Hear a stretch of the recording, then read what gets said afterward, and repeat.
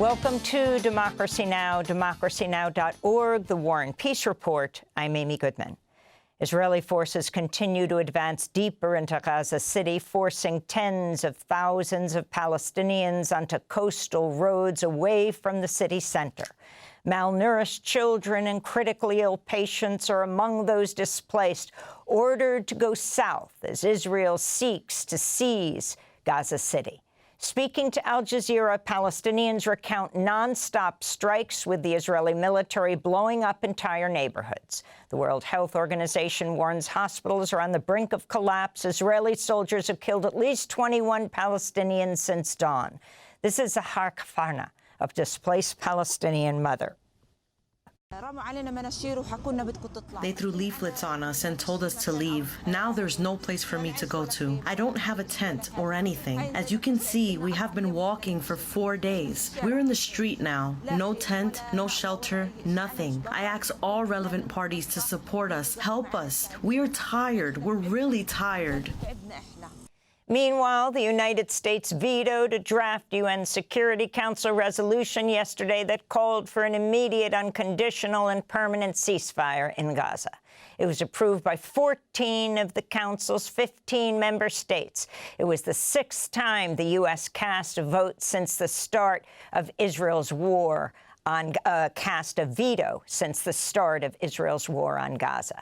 Meanwhile, Israel's far-right minister Bezalel Smotrich on Wednesday called the Gaza Strip a real estate bonanza and said, quote, "A business plan is on President Trump's table." He also added, quote, "We've done the demolition phase. Now we need to build," unquote.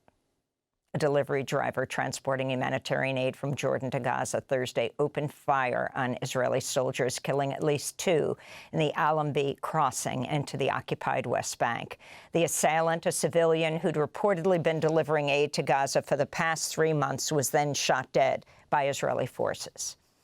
Afghanistan has rejected President Trump's calls for the United States to retake control of Bagram Air Base. Trump made the comments on Thursday during a press conference with British Prime Minister Keir Starmer. We're going to keep Bagram, the big air base, one of the biggest air bases in the world. We gave it to them for nothing. We're trying to get it back, by the way. Okay, that could be a little breaking news. We're trying to get it back because they need things from us. We want that base back. But one of the reasons we want the base is, as you know, it's an hour away from where China makes its nuclear weapons.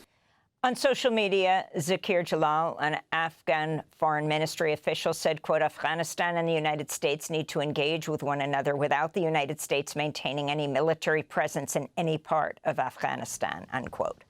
President Trump's escalating his attacks on the press by threatening to revoke the broadcast licenses of networks that give him negative coverage. Trump's comment came a day after ABC indefinitely suspended Jimmy Kimmel's late-night program following threats from Federal Communications Commission Chair Brendan Carr over remarks Kimmel made after the assassination of Charlie Kirk.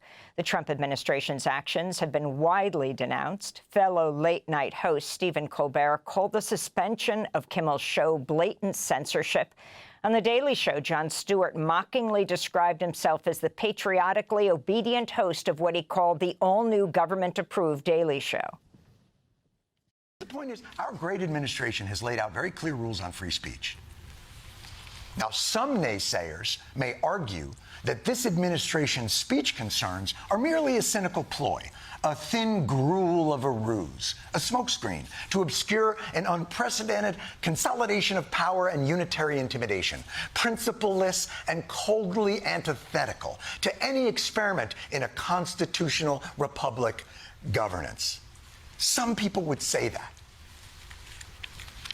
Not me, though. I think it's great.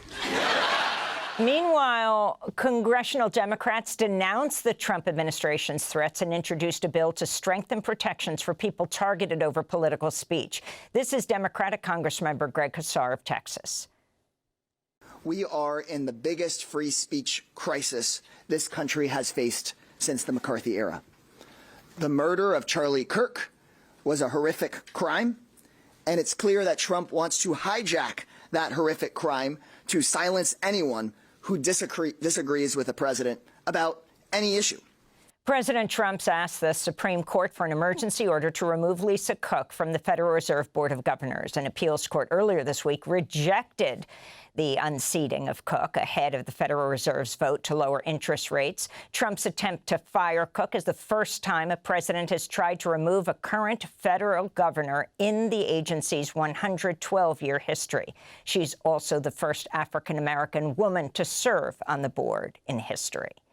In New York, at least 11 Democratic elected officials were arrested Thursday as they demanded access to the notorious ICE jail inside 26 Federal Plaza in Manhattan, while a separate group staged a peaceful action blocking access to the building's garage used by ICE to transport detained immigrants. City Controller Brad Lander and Public Advocate Jumaane Williams were among those arrested yesterday. In related news, a new report has found ICE placed more than 10,000 people in solitary confinement between April 2024 and May 2025, with the practice skyrocketing after Trump returned to office. Immigrants, including those experiencing serious medical and mental health crises, are routinely placed in isolation for days, weeks, and in some cases months, which the UN says amounts to torture. A federal judge in Washington, D.C. has blocked the Trump administration from immediately deporting a group of at least 76 unaccompanied Guatemalan migrant children who were living in government custody. Judge Timothy Kelly, who's a Trump appointee, rejected claims by the Department of Homeland Security that the children were being deported to be reunited with their parents who had asked for their return to Guatemala. In his ruling, Kelly said the administration's argument, quote, crumbled like a house of cards, as there is no evidence before the court that the parents of these children sought their return, he said. Trump officials had attempted to secretly deport the children in the middle of the night over Labor Day weekend. A vaccine advisory panel at the Centers for Disease Control and Prevention voted to restrict access to the MMRV vaccine, which is a combination shot that protects against measles, mumps, rubella, and chickenpox to children under the age of 4. About half the panel's members were appointed by Robert F. Kennedy, Jr. The panelists are also set to vote today on COVID-19 shots and whether to delay administering the hepatitis B vaccine to newborns. Meanwhile, New York, Maine, Maryland, Massachusetts, Pennsylvania, and New Jersey have formed a northeastern bloc to issue broader vaccine recommendations than the CDC. New York Governor Kathy Hochul said in a statement, quote, as Washington continues to launch its misguided attacks on science, New York's making it clear that every resident will have access to the COVID vaccine and the health care they rely on, unquote. Venezuela has launched a series of military drills mobilizing more than 2,500 soldiers to the Caribbean island of La Orchila in response to soaring tensions with the Trump administration over U.S. military attacks and presence in the region. U.S. forces have blown up at least 2 Venezuelan boats, killing at least 14 people that Trump officials, without providing evidence, claimed were drug traffickers. UN experts have condemned the U.S. for carrying out extrajudicial executions. The escalating U.S. military action against Venezuela comes after Trump signed a secret directive approving the Pentagon's use of military force in Latin America, supposedly to target drug cartels.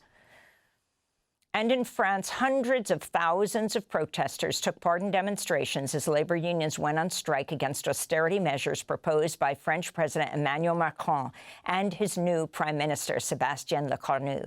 According to France's Interior Ministry, 500,000 people attended the protests. Here's Régis Delou, a helicopter worker for Airbus.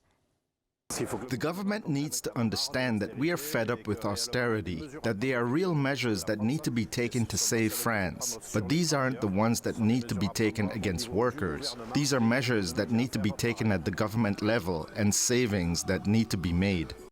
And those are some of the headlines. This is Democracy Now!, democracynow.org, the War and Peace Report. I'm Amy Goodman. Thanks for watching Democracy Now! On YouTube. Subscribe to the channel and turn on notifications to make sure you never miss a video. And for more of our audience-supported journalism, go to democracynow.org, where you can download our news app, sign up for our newsletter, subscribe to the daily podcast, and so much more.